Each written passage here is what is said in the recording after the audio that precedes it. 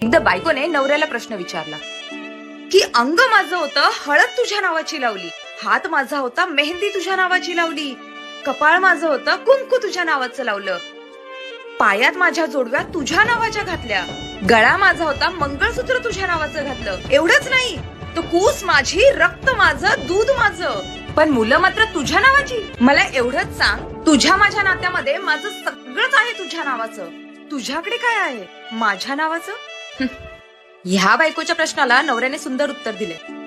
हे नातं तुझं माझं नाही, हे नातं आपल्या दोघांचं आहे. मन जरी माझं असलं तरी त्यात प्रेम मात्र तुझ्या नावाचं आहे. घर जरी असलं माझ्या नावावर तरी त्या घराला घरपण मात्र तुझ्यामुळे असतं.